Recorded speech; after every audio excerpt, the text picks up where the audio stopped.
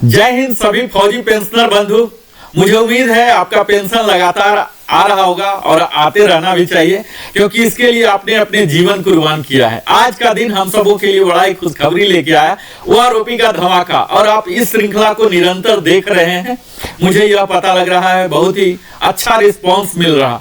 आज ओआरओपी 3 के धमाका में ही मैं एक नया लेके आया हूं, जो सर्कुलर आप सबों ने अभी तक जान चुका होगा कि 555 ओआरओपी 1 लेके आया था, 666 ओआरओपी 2 लेके आया था और ओआरओपी 3 लेकर आया 677 नाम का, जो कि लागू हुआ है 6 सितंबर को। बड़ा ही जल्दी ये सब हो रहे हैं। तो आइए हम सबसे पहले आपको सर्कुलर के बारे में ही थोड़ा सा दिखा दें कि आखिर ये सर्कुलर होता क्या है, किस लिए होता है। तो यह आप जान लीजिए, यह सर्कुलर जो है हमारे उन फाइनेंशियल अधिकारी के लिए, आप यहां देखेंगे कि यह सबसे पहले जो कॉपी किया गया है आरबीआई को किया गया है, यानी कि आरबीआई के अधीनस्थ जो भी ऑफिस है उनको गाइड कर सकें कि आगे की कार्रवाई क्या है। तो आगे की कार्रवाई सिंपल है, पेमेंट करना है उस बढ़े हुए दर पर।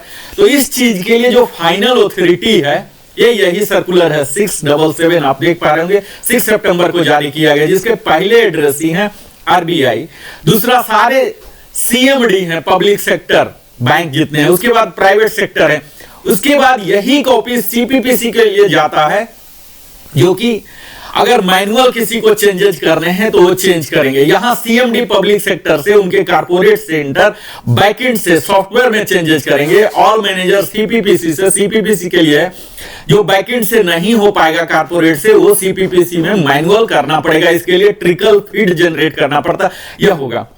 यही सर्कुलर जा रहे हैं एयर अटैची को भी, जो कि अलग अलग देशों में रहते हैं। यही सर्कुलर सारे सीडीए को भी जा रहे हैं, ताकि उनको पता लगे। आपको यह मालूम होगा कि सर्कुलर 677 के कारण जो भारत सरकार पर आर्थिक बोझ आ रही है, 6500 करोड़ का बोझ आ रहे हैं इसके बढ़ोतरी के कारण। अब यह अलग बात है, मैं अभी उस बात को नहीं करूंगा कि कितना बढ़ा नहीं बढ़ा, क्या विसंगतियां हैं, कितने लोग नाराज हैं, कितने लोग खुश हैं। तत्काल मैं यह 677 की एक जस्ट झांकी आपको दिखा सकूं कि इसका मूल उद्देश्य क्या होता। तो इसका मूल उद्देश्य है पेमेंट की कार्रवाई प्रारंभ करना, एरियर की कार्रवाई प्रारंभ करना। तो हम सब जान रहे हैं कि यह ओआरओपी 3 जो है लागू हुआ है 1 जुलाई 2024 से, यानी कि जुलाई महीना और अगस्त महीना 2 ही महीने हुए हैं। 99.99% सितंबर में बढ़ा हुआ पेंशन दर के द्वारा ही हमारा पेंशन होगा, यानी कि 2 ही महीने के एरियर आने की उम्मीद है। और जैसा हम सब जानते हैं, अभी तक हमारा डीए 50% है, जिसके 53% होने की कयास लगाई जा रही है। तो अगर 50% भी माना जाए तो मैं आगे के टेबल में आपको दिखाऊंगा कि कितना आपका मूल वृद्धि हुआ है आपके मूल पेंशन दर में। उदाहरण के तौर पर कह रहा हूं कि अगर 1000 रुपीज आपको बढ़ा हुआ दिख रहा पर मंथ, तो 2 महीने का हुआ और 50% डीए हुआ। यानी कि आप सिंपल फॉर्मूला रख लीजिए कि जो भी बढ़ा हुआ दर दिख रहा आपको, उसको 3 टाइम से मल्टीप्लाई कर दें। यह बड़ा ही सिंपल सा फॉर्मूला है।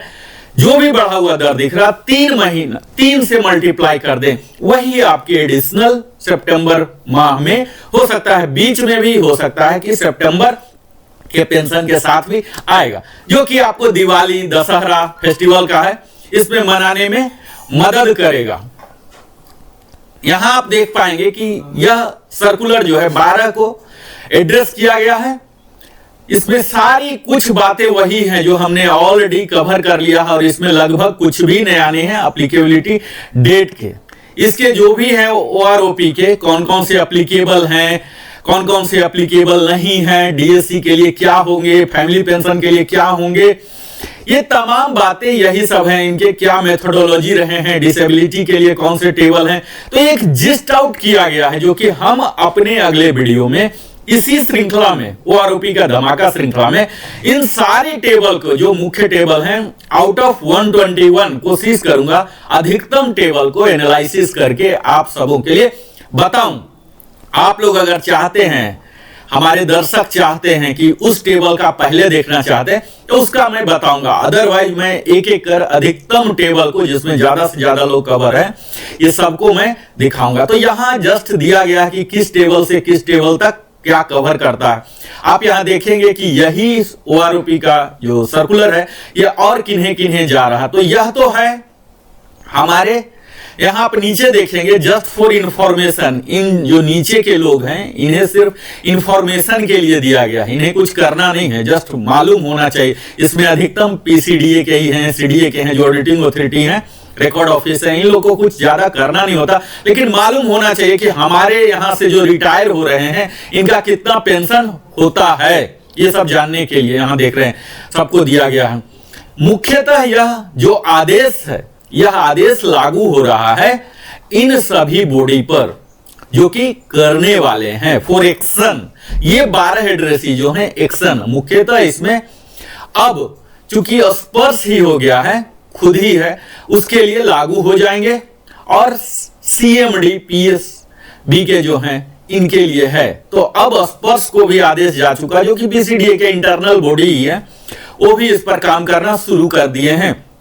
अब मैं आता हूं इससे आगे जो इसके पीछे वाला लेटर था, आप देखे होंगे DSW का लेटर, जिसके आधार पर ही जो कि MOD का एक ऑथोरिटी था, उसी ऑथोरिटी वाले लेटर में जो कि 4 सितंबर को जारी, जस्ट 2 दिन पहले जारी किया गया था। यह आप देख लीजिए अंतर सर्कुलर में कई लोग इस गवर्नमेंट ऑफ इंडिया का MOD के लेटर को ही लेके बैंक में पहुंच जाते हैं कि मेरा ऐसा हो जाना चाहिए।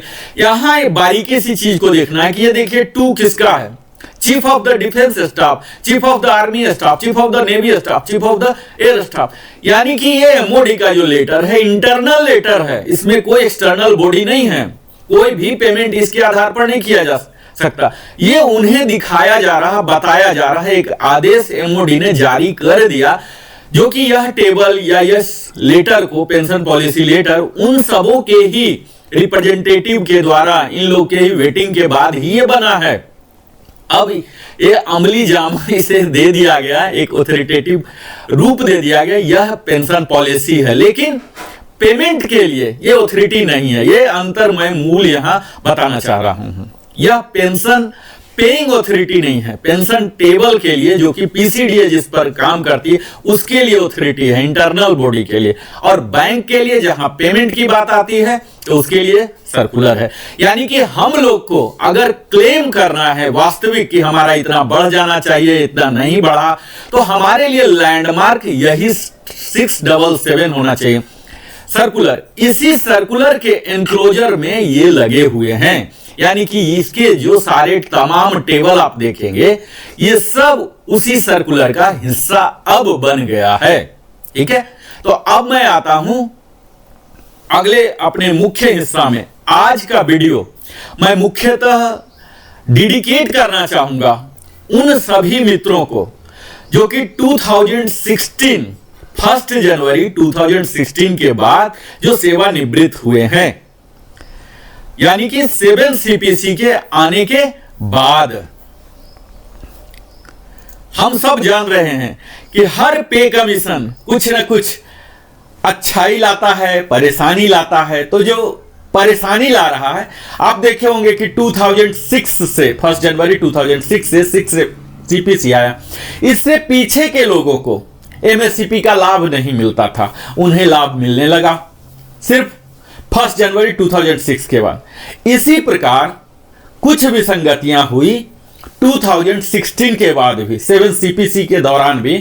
1 जनवरी 2016 के बाद क्या हुआ, वे लोग जो कि X ग्रुप में थे जिनका कि 6200 रखा गया अलाउंसेस, उन्हें अलग टेबल बनाया गया और उसी टेबल का नाम है टेबल नंबर 8, जो कि पिछले OROP 2 से टेबल नंबर 8 इंट्रोड्यूस किया गया। यह एक प्रकार की विसंगतियां हैं। जब OROP है तो टेबल नंबर 8 नाम का चीज एग्जिस्ट ही नहीं होना चाहिए था, इस टेबल नंबर 8 को वहीं मर्ज हो जाना चाहिए था टेबल नंबर 7। खैर ये बाद की बात है, इस पर हम बाद में बात करेंगे कि क्या विसंगतियां हैं, क्या समाधान है, क्या हमारे पास लीगल रिकोर्सेस हैं, क्या हमें करना है। तत्काल मैं एक जस्ट रिकैप करके दिखाऊंगा और मूलतः इस वीडियो को मैं केंद्रित रखना चाहूंगा टेबल नंबर 8 पर, जहां की पूरे रैंक वाइज मैं यह दिखाने का प्रयास करूंगा कि OROP 2 में उन्हें क्या मिल रहा था, OROP 3 में क्या मिलेगा और मुख्य अंतर क्या है, कहां निगेटिव है, कहां कोई एनोमली है। इस पर मैं अपना वीडियो केंद्रित रखना चाहूंगा। इससे पहले जस्ट 2 मिनट में क्विक रिकैप कर लूं। मैं हर वीडियो में बताते रहा हूं OROP के बारे में, माइलस्टोन के बारे में, इसके सैरियल बेनिफिट्स के बारे में। अभी तक जो नहीं देख पाए होंगे ये समझ पाएंगे कि कैसे यह काम करता है। यहां हमने पूरे सर्कुलर के बारे में आपको बताया, जो ये है OROP 3 का OROP 3 में हमने देखा कि क्या क्या माइलस्टोन किया, आपको मैंने दिखाया भी, सारे लेटर भी दिखाया, सर्कुलर भी पास हो गया। चार्जिंग अब एरियर पेमेंट होगा, इसके बारे में भी हमने बात कर लिया। हर 5 साल पर आता है, ये सब हमने बात कर लिया। ये कहां कहां लागू होगा ये भी हमने सर्कुलर को दिखा लिया, राइट। यहां डिसेबिलिटी के लिए होंगे, स्पेशल होंगे, army, navy, air force, DSC, territorial army, retired, discharge, invalidate, died, ये सब के लिए होंगे। यहां किसी का निगेटिव ग्रोथ अगर है भी तो डिसएडवांटेज में रिवीजन नहीं होगा। यहां आप देख पाएंगे सारे एप्लीकेबिलिटी को मैंने लिया है, और जो नॉन एप्लीकेबिलिटी हैं, स्पेशली जो अपने मर्जी से गए हैं, प्रीमैच्योर वाले हैं, एक्सग्रेसिया वाले हैं, रिजर्विस्ट हैं, इन सबों को नॉन एप्लीकेबल। इसके मेथोडोलॉजी जो है, इसमें रैंक, ग्रुप, क्वालिफाइंग सर्विस है। इसके कई एनोमली यहीं से शुरू हो जाते हैं, कई लोगों का कोई रिवीजन ही नहीं है। तो यहां तक हमने कॉमन बातें लगभग हर बार हम बोल रहे हैं आप सबों को। अगर आपने अभी तक हमारे चैनल को सब्सक्राइब नहीं किया तो अवश्य ही सब्सक्राइब कर लें, जिससे कि हमारा भी मनोबल बढ़ता है और भी बेहतर वीडियो बनाने का, और हमें उत्साह जगता है। तो आप अवश्य ही सब्सक्राइब कर लें, लाइक करें, कमेंट करें, अपने सगे संबंधियों के साथ साझा भी करें, और पुश कर दें बेल आइकन को, ताकि हमारे द्वारा बनाई हुई सारी वीडियो का नोटिफिकेशन आपको मिले और आप देख सकें। अभी तक हमने टेबल 7 का खूब विस्तार में बात कर चुका है। अगर आपने नहीं देखा होगा तो आप वहां जाके देख ले, जहां की सिपाही, इक्विवेलेंट, हर रैंक को हमने डिटेल्ड में लिया, कहां निगेटिव ग्रोथ है, कहां पॉजिटिव ग्रोथ है। यहां देखिए ऑनरी नायक के लिए है, यहां नायक एंड इक्विवेलेंट के लिए है, यहां ऑनरी हवलदार के लिए है, यहां हवलदार एंड इक्विवेलेंट के लिए, जिसे बैकबोन माना जाता है। यहां आप देख पा रहे होंगे कि एक्स ग्रुप का कितना निगेटिव ग्रोथ है। हालांकि वाई ग्रुप में यहां देखा जा रहा है कि कहीं निगेटिव ग्रोथ नहीं है, कुछ न कुछ उन्हें दिया गया है। यह एक कॉमन सी बात उभर रही है। और 20 और उससे ऊपर वाले को निगेटिव ग्रोथ नहीं है। यहां पर बहुत ही अच्छा सिंबल दिख रहा।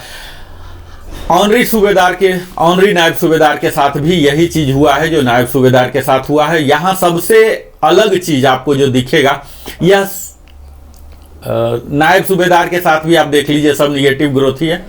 यहां भी 20 के बाद जाके पॉजिटिव ग्रोथ होना शुरू हुआ। सूबेदार के साथ आप देख लीजिए, बिल्कुल ही अद्भुत हुआ है, यहाँ पूरा निगेटिव ग्रोथ है। हालांकि वाई ग्रुप में यह चीज यूनिकनेस दिखा है कि कहीं निगेटिव नहीं है, कुछ न कुछ इनको जरूर मिला है। एक्स ग्रुप में आप देख लीजिए, जो वारंट ऑफिसर और सूबेदार से जो रिटायर हुए हैं, निगेटिव चल रहा। यहाँ थोड़ी सी बढ़ोतरी हुई है।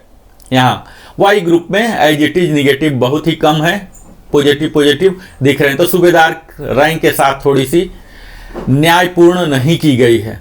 यहाँ सूबेदार मेजर देख रहे होंगे, सूबेदार मेजर में भी यहाँ इनको निगेटिव ग्रोथ दिख रहा और फिर बाद में पॉजिटिव ग्रोथ हुआ है।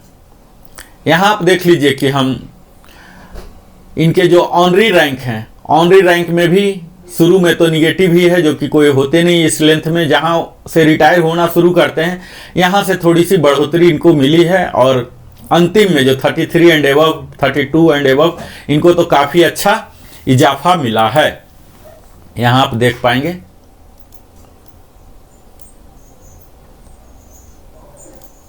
आप यहां देख पाएंगे कि किस प्रकार का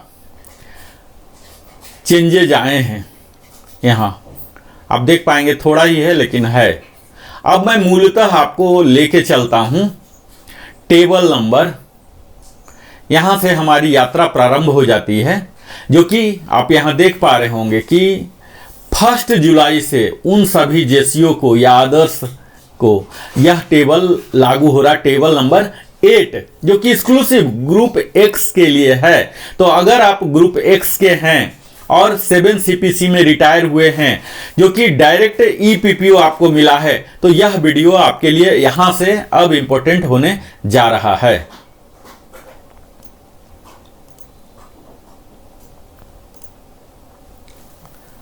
यहां देख लीजिए कि जो 7 CPC में रिटायर होने वाले जो सिपाही एंड इक्विवेलेंट हैं 6 महीने से हैं, तो इनका 1300 डिफरेंस आया है। काफी अच्छा, यहां पूरा टेबल 8 में काफी अच्छा इजाफा है।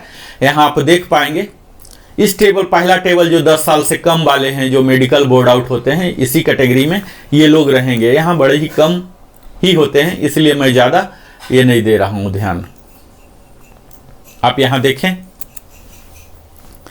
कि किस प्रकार थोड़ी सी बढ़ोतरी हो रही है। लेकिन यहीं आप जब क्वालिफाइंग सर्विस ज़्यादा बढ़ रहे हैं, जो सिपाही रैंक का यूजुअली नेवी में 15 ईयर्स में जाते हैं 225 हो रहे हैं, और उसके बाद एक बढ़ोतरी अच्छा खासा है 20 ईयर्स पर जो सिपाही रैंक में ही है। हालांकि ऐसा बहुत ही कम होगा, फिर भी 20 ईयर्स में 1050 का बढ़ावा हो रहा। और 20 के ऊपर वाला जो कि बिल्कुल नगण्य ही मात्रा में होंगे ऐसा, तो 2009 का डिफरेंस हो रहे हैं।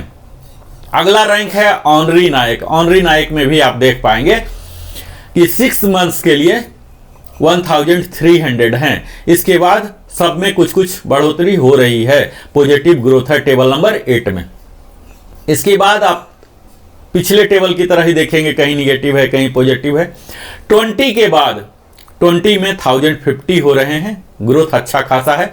आप अगर इस ब्रैकेट में फॉल हो रहे हैं तो मुझे आपसे आग्रह यही है कि आप इस टेबल का स्नैपशॉट ले लें, ताकि आप खूब आराम से अपने क्वालिफाइंग सर्विस में क्या रेट आ रहा है यह देख लें। क्वालिफाइंग सर्विस हर वीडियो में मैं बताता हूं कि यहाँ राउंडिंग ऑफ किया गया है 6-6 महीने के स्लॉट में, लेकिन कोई जरूरी नहीं होता कि 6-6 महीने में ही आप आएंगे।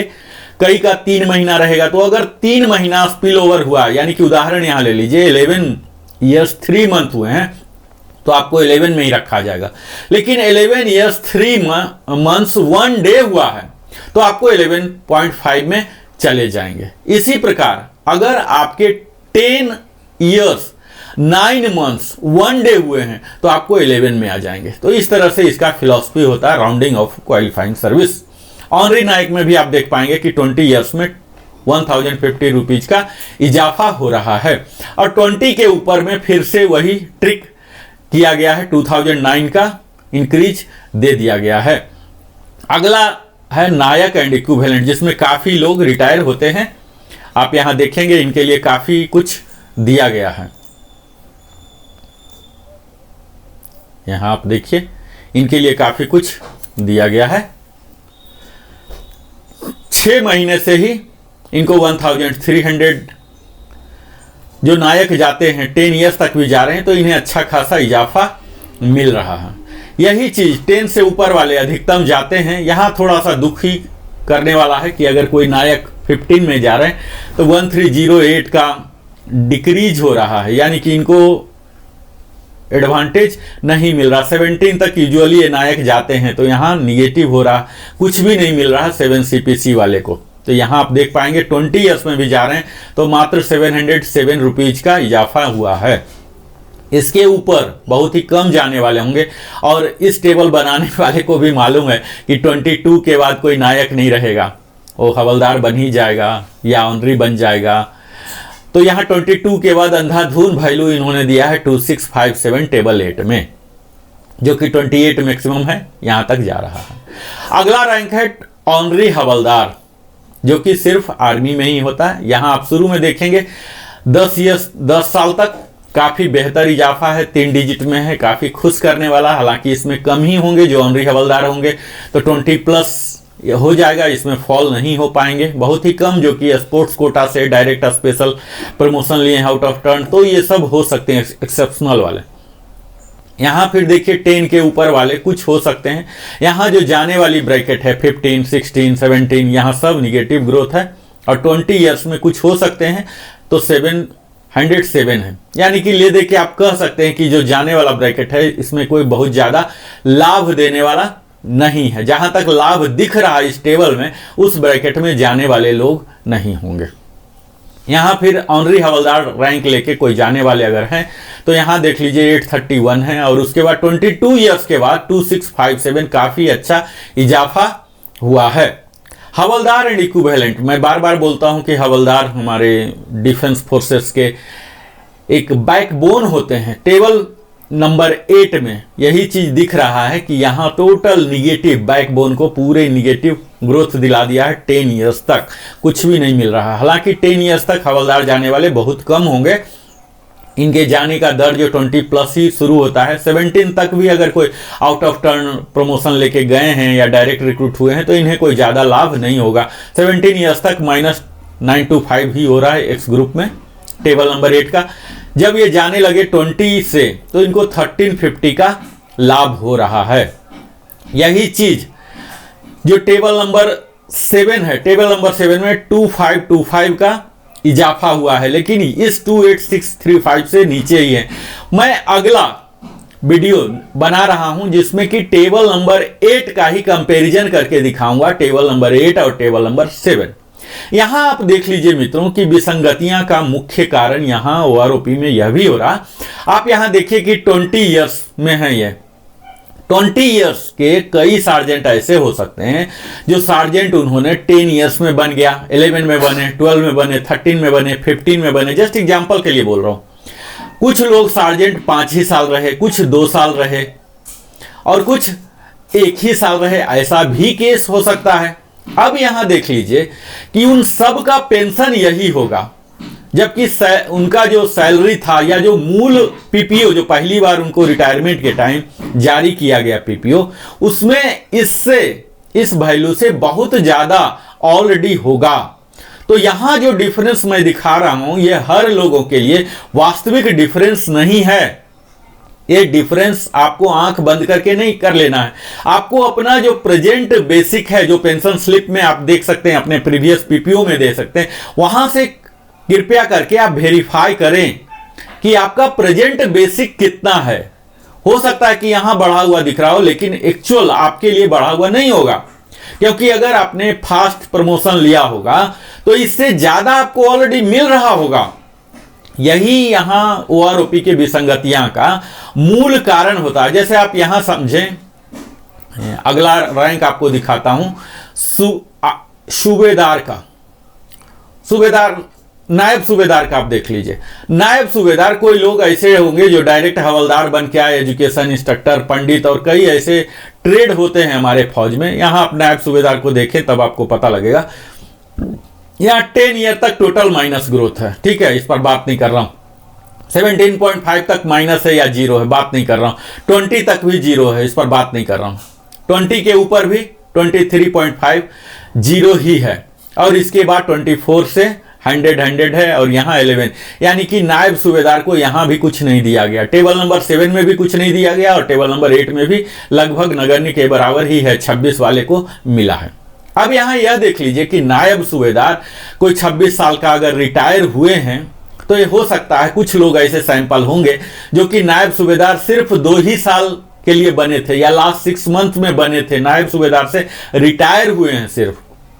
और कुछ ऐसे हो सकते हैं जो कि पिछले 10 साल से ही नायब सूबेदार पद पर ही होंगे। तो यहां मूल कारण यह भी हो जाते हैं विसंगति आने का कि यहां वो जो लास्ट रैंक हेल्ड है इसका कंसिडरेशन नहीं किया गया है।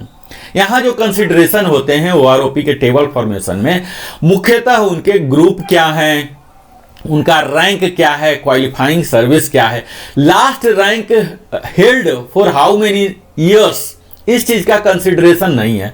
जबकि सैलरी में इस चीज का कंसिडरेशन होता है, लेकिन लास्ट तक आते आते जब पेंशन का करते हैं तब यहां राउंडिंग ले लेते हैं। और यहां जो सैंपल भी लिया गया है 2023 सा, तो यह महज संजोग की बात है कि उस समय जो उस रैंक में रिटायर हो रहे थे वो उस रैंक को कितना ज्यादा होल्ड करके तब रिटायर हुए थे। अगर उस रैंक को ज्यादा साल तक होल्ड करके रिटायर हुए हैं तब तो अधिकतम पर हुए होंगे, तब तो जो एवरेज वैल्यू आएगा वो अधिकतम आएगा। लेकिन उस साल अगर कम से कम पर ही वैल्यू लेके ही रिटायर होने वाले ज्यादा संख्या रहे हैं तो उनका एवरेज भी डाउन हो जाएगा। और यही कारण है निगेटिव ग्रोथ या जीरो होने का। अब किस साल कितने ज्यादा रिटायर हो रहे हैं ज्यादा वैल्यू लेके, ये तो 20 साल 25 साल पीछे जाना पड़ेगा, इतिहास को देखना पड़ेगा कि उस समय गवर्नमेंट की जरूरत क्या थी, कितने उन्होंने इनफ्लो लिया था, उसके हिसाब से आउटफ्लो होगा। या फिर मार्केट में देखना पड़ेगा कि मार्केट में अभी फौजियों का डिमांड कितना है, इसके अनुसार से आउटफ्लो होते हैं। तो ये सब कई फैक्टर है। तत्काल इस टेबल बनाने में इस चीज को नजरअंदाज किया गया है कि वो लास्ट रैंक हेल्ड कितने हैं।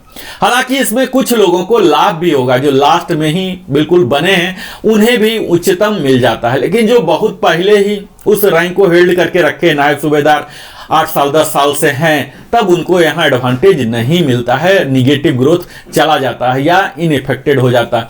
तो यहाँ कोई ना कोई हमारी अथॉरिटी को इस तरह का फॉर्मुलेट करना चाहिए जिससे कि यह चीज हो कि सबको लाभ हो और एक रेशनलाइज तरीके से हो। ऐसा नहीं हो कि किसी को मिल गया और किसी को नहीं मिला, सबको मिलना चाहिए। इस तरह का कोई फार्मूला उन्हें डिराइव करना चाहिए। हमारा तो सजेशन यही है कि जो पैरामीटर्स अभी लिए गए हैं, जो इंडेक्स लिए गए हैं, इस इंडेक्स में रैंक हेल्ड को भी इंक्लूड किया जाए। मिनिमम उस रैंक का इतना बढ़ोतरी हो, यानी कि सिंपल सी बात है कि 3-3% तो बढ़ ही रहे हैं, तो 3-3% हर साल बढ़ रहे हैं, तो 5 साल में है तो 15%, तो 7.5% तो मिनिमम सब में बढ़ोतरी होना ही चाहिए। तो ये फार्मूला लेके चलें तो शायद इतनी विसंगतियां ना हो। सूबेदार रैंक का यहां भी देख लीजिए, जैसा टेबल 7 में हमने देखा, यही चीज क्लियर दिख रहा कि 10 साल तक बिल्कुल निगेटिव ग्रोथ, इतना ज्यादा निगेटिव ग्रोथ दिख रहा है। यानी इनको टेबल बनाने वाले को कोई डाटा ही नहीं मिला और ये सब पूरा निगेटिव लेके बैठे हुए हैं। यहां देख लीजिए 0 पर आके रुके हैं और फिर थोड़ा सा मिलना शुरू हुआ 26 के बाद ही यूजुअली सूबेदार वारंट अफसर जो होंगे वो जाना शुरू करते हैं। तो यहां पर थोड़ी सी उनको फायदा हो रहा है, 26.5 में ज्यादा फायदा हो रहा है, चूंकि ऐसे यहाँ केस मिले होंगे इनको सैंपलिंग में कि 26.5 साल वाले जो जा रहे होंगे, इनको काफी हायर रैंक में, सूबेदार रैंक में ज्यादा समय तक 4 साल 5 साल 8 साल रह के किए होंगे, तो इन्हें हायर बेसिक पर जाने वाला सैंपल मिला है, तो इसलिए यहां पर इजाफा हुआ। और वही 27 पर जाने वाले जो नॉर्मल गए होंगे यहां नहीं मिला। तो ये किस तरह का इनको सैंपलिंग मिला है उस साल, लास्ट रैंक हेल्ड जो ज्यादा सालों तक रहे हैं, अगर ऐसा सैंपल इन्हें मिला है उस साल यानी कि 2023, तो उनका बढ़ गया। यही इसके पीछे लॉजिक दिख रहा कि कहीं 0 हो रहा, जो कि ऐसा नहीं होना चाहिए। इनका पॉलिसी टेबल फॉर्मेशन में ऐसा होना चाहिए कि सबको इतना मिनिमम होना ही चाहिए। अब यहां देख लीजिए कि 25 साल वाले का कुछ भी नहीं हो रहा, यहां निगेटिव हो रहा, और 26 में वही जाके 8 हो रहा। तो 22.5 से लेके 25.5 तक कुछ भी नहीं मिल रहा और 26 में जाके 800 रुपया मिला है। तो ये सब विसंगतियां हैं जो कि क्लियर कट सूबेदार में बहुत ही ज्यादा इंपैक्ट कर रहा है, निगेटिव इंपैक्ट आ रहा है। इसी प्रकार सूबेदार मेजर में आप देख लीजिए कि इसमें जो हम देख पा रहे हैं अधिकतम है इनका, सारे निगेटिव ही आपको लग रहा है। यहां 10 साल तक निगेटिव ही दिख रहा। हालांकि 10 साल में कोई सूबेदार मेजर बन के नहीं जाएंगे, कोई एजुकेशन इंस्ट्रक्टर या डायरेक्ट हवलदार से या जेसीओ से हुए हो सकते हैं और मेडिकल बोर्ड आउट हो जाएं, तब अलग बात है। 20 तक भी यहाँ पूरा निगेटिव, इतना भयंकर निगेटिव इनको मिल रहा है, यानी कि सैंपल ही इनको नहीं मिला है। सैंपल नहीं मिलने की वजह से इनका एवरेज खराब हुआ। एक आध कोई सैंपल मेडिकल वाला मिला होगा जिसका कि बहुत ही लो रहा, क्योंकि कम लेंथ ऑफ सर्विस में जब आउट हो रहा तो उसका बेसिक भी कम ही होगा, तो कम वाले के कारण ये पूरा निगेटिव चला गया। तो ये एक विसंगति पूर्ण है। इसी तरह से आप देखेंगे सूबेदार मेजर का यहाँ 20 से ऊपर वाला है, जो कि एक्चुअल यहाँ पर सारे निगेटिव ही दिख रहे हैं आपको। यहाँ आप देखिए पूरा निगेटिव, पॉजिटिव वैल्यू 26 से शुरू हुआ है, जो कि यहां से जाना शुरू ऑलमोस्ट करेंगे। टेबल नंबर 8 में आप देखेंगे कि सूबेदार मेजर को यहां से 1000 मिलना शुरू हुआ है।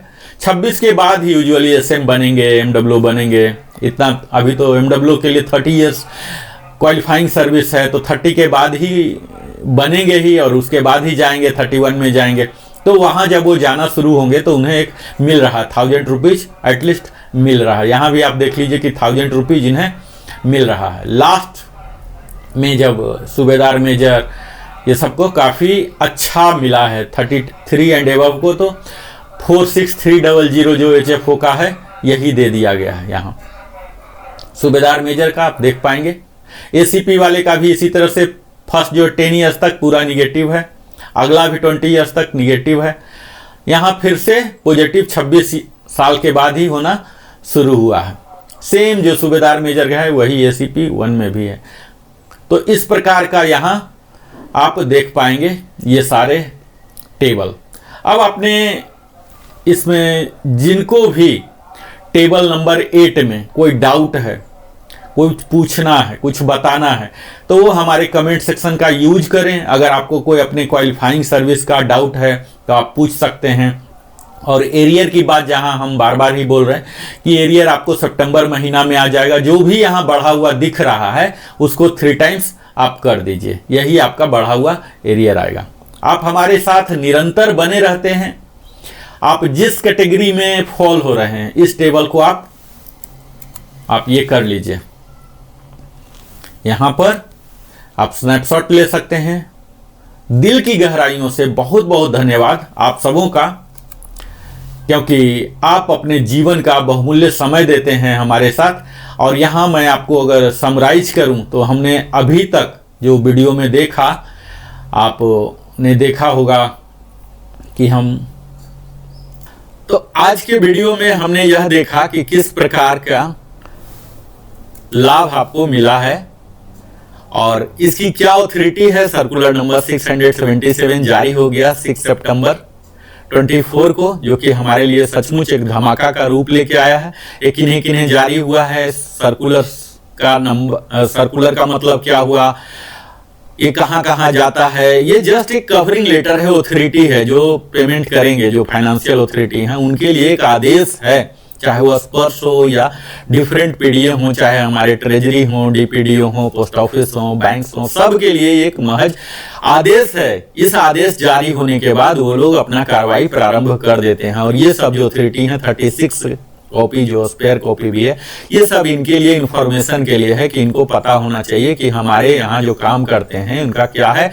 और ये सब जो ऑडिटर हैं, ऑडिटर को पता होना चाहिए, तब जाके वहां जाके ऑडिट करेंगे, है ना। यहाँ देख लीजिए लिखा हुआ 29 ऑफिसर ICS स्पर्श, इनके लिए स्पेशल इंस्ट्रक्शन है फॉर सुटेबल अमेंडमेंट इन स्पर्श प्रोग्राम, यानी कि TCS के द्वारा जो बनाया हुआ स्पर्श प्रोग्राम है उसमें चेंजिंग ऑलरेडी प्रारंभ हो चुके हैं। तो हम कयास लगा सकते हैं कि यथाशीघ्र हमारे बढ़े हुए मात्रा का 3 टाइम्स एरियर आ जाएंगे और सितंबर महीना से हमारा बढ़ा हुआ आ जाएगा। इसी के साथ हमने पेंशन पॉलिसी भी देखा कि पेंशन पॉलिसी किस प्रकार सर्कुलर का रूप लेता है, जो कि इंटरनल है। हमें इस पेंशन पॉलिसी लेटर को लेके कहीं बैंक या किसी PDA के पास, पेंशन डिस्बर्सिंग एजेंसी के पास नहीं जाना कि हमारा इस टेबल से होना है। अगर हमें जाना है तो सर्कुलर को लेके जाना है। यहां आप देख पाएंगे कि यह 265 पेजेस के जहां 121 टेबल है,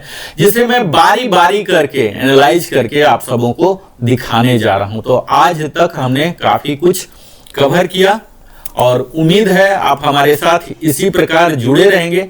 और भी मैं कई तरह की नई आपके लिए लाता रहूंगा और आपको सुदृढ़ करते रहूंगा। बहुत बहुत धन्यवाद, बहुत बहुत धन्यवाद। फिर मिलता हूं अगले वीडियो में, तब तक जय हिंद।